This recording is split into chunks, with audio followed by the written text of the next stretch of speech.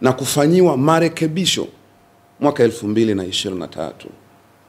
Sheria ambayo Mheshimiwa Gwajima anatamani na ameshauri ibadilishwe ili iwape nguvu wakuu wa idara ya usalama wa taifa. Na mimi ninamuelewa kwa sababu ni kiu yake kuona wakuu wa idara ya taifa wa idara ya usalama wa taifa wakifanya kazi pasipo hofu ya kuondolewa. Na Mheshimiwa Gwajima akaenda mbali kwa kucite na kwa kutaja idadi ya wakuu wa idara ya usalama wa taifa walioondolewa au kubadilishwa au kupangiwa majukumu mengine. Sasa kwa kuwa mimi nimepata nafasi na heshima ya kusoma baadhi ya vitu, nitaomba niweke hili wazi ili wananchi waelewe.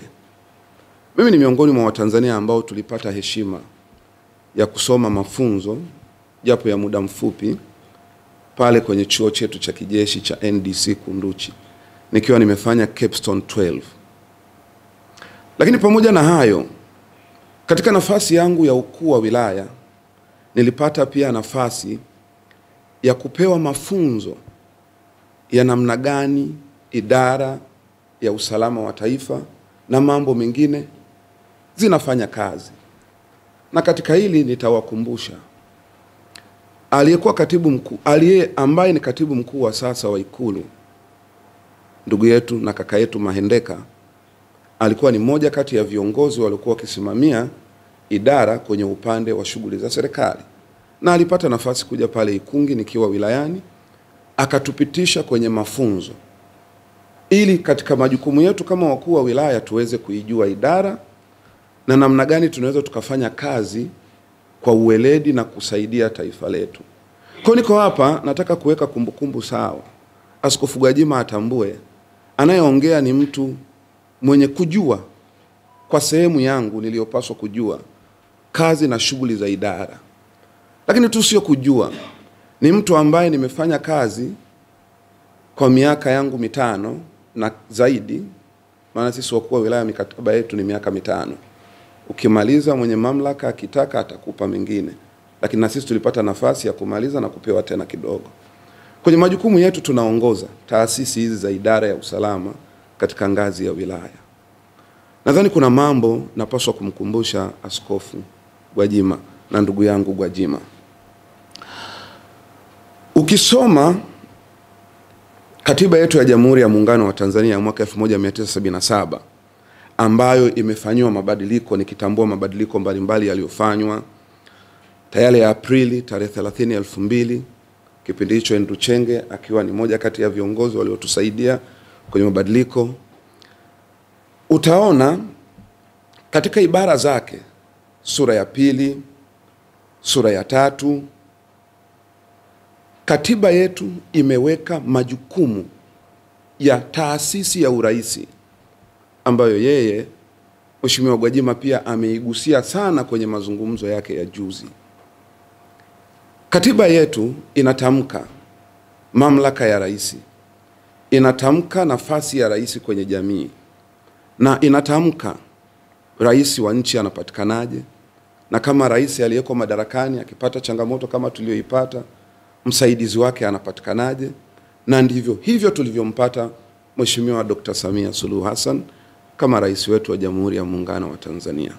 Kwa hiyo nina nafasi ya kuwaeleza pia wananchi na umma wajue baadhi ya mambo ambayo mimi nimeona na nimefuatilia kwenye mitandao na nimesikiliza mazungumzo yake ndugu Josephat Gwajima, nikaona ndani yangu kiwa alionayo ninaweza nikampa baadhi tu ya majibu ya hoja zake alizokuwa nazo. Katika katiba hii sura ya 3 imeelezea sehemu ya kwanza majukumu ya bunge ambalo Askofu Gwajima ndiye yuko huko. Nashindwa kumtaja ndugu Gwajima kwa sababu ya heshima yangu kwake. Kwa mtaniruhusu tu nitakapotaja Gwajima sawa, nikitaja ndugu Gwajima, nikitaja askofu, nikitaja mheshimiwa, nikubalieni tuendeni kwa umoja wa hayo maneno. Lakini katika majukumu haya, kwa mujibu wa katiba, utaona rais ana ofisi zake 4. Rais ana ofisi yake kama mkuu wa nchi. Rais ana nafasi yake kama kiongozi wa serikali. Lakini rais ana nafasi yake kama amiri jeshi mkuu. Na rais, sisi waamini wa Chama cha Mapinduzi tunaongozwa na itikadi ya Chama cha Mapinduzi. Pia rais ni mwenyekiti wa chama chetu cha Mapinduzi. Kwa katika nafasi hizi ziko kikatiba na kimamlaka kama ambavyo wabunge wanatambuliwa kwenye sura ya 3 ya katiba yetu ya Jamhuri ya Muungano wa Tanzania.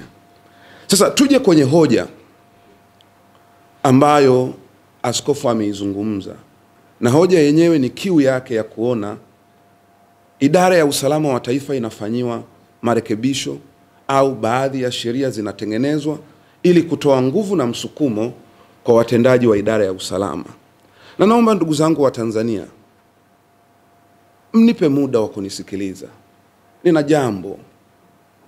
Ukiangalia sheria ile ambayo imebadilishwa ya mwaka 96 ikafanywa marekebisho mwaka 2023, na tangu pale tukaona sasa idara imechukua mwelekeo mpya.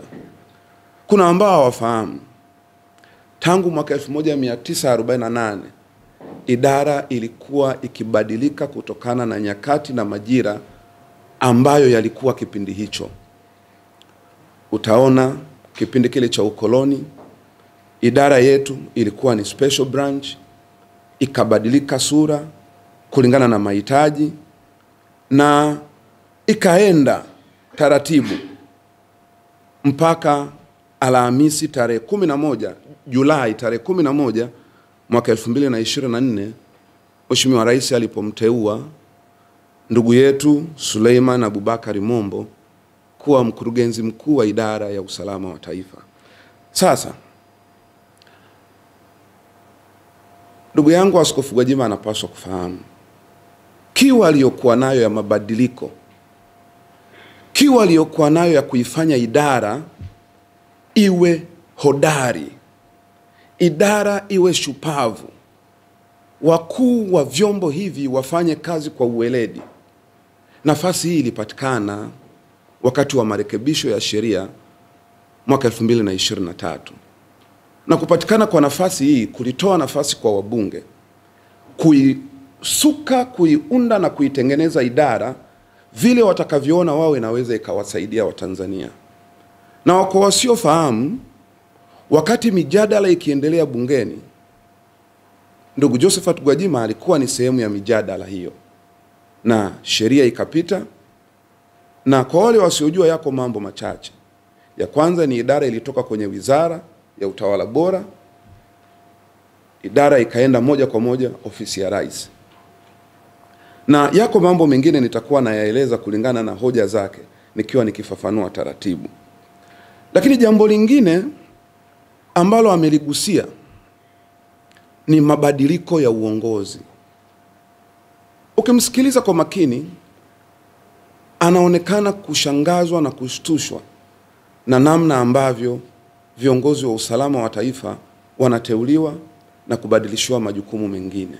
Ninajua ni kiu ambayo wanayo Watanzania wengine, na niko hapa kuweka kumbukumbu sawa. Niko hapa kutengeneza mjadala ambao tutawasaidia Watanzania kujua. Mara baada ya idara yetu kubadilika kutoka ukoloni, ikaja sasa idara kuongozwa na Watanzania, na nyinyi ni mashahidi. Tangu mwaka 1962 mpaka mwaka 1973 idara yetu ya usalama wa taifa iliongozwa na ndugu Emilion Mzena, ambaye yeye alipitisha idara kwenye mabadiliko kutoka kwenye mfumo wa idara kuwa chini ya taasisi ya Kiingereza ambao ndio walikuwa wakoloni, na kuipeleka idara sasa kuja kuongozwa na wazao.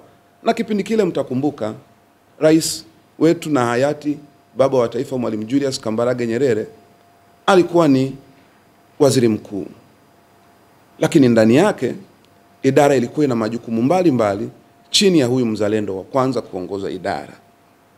Yakafanyika mabadiliko kulingana na mahitaji ya idara. Na katika mabadiliko haya ndipo ambapo ninakwenda kumjibu tena baba yangu Gwajima. Ni kama vile ana kiu ya kujua idara ni nini, inakuwaje watu wanapotea, inakuwaje watu wananyakuliwa. Akaenda mbali zaidi akasema, hivi idara ya taifa kweli inajua? Mimi naamini idara ya taifa ina watu majasiri, watenda kazi hodari, na inajua labda kuna kikundi tu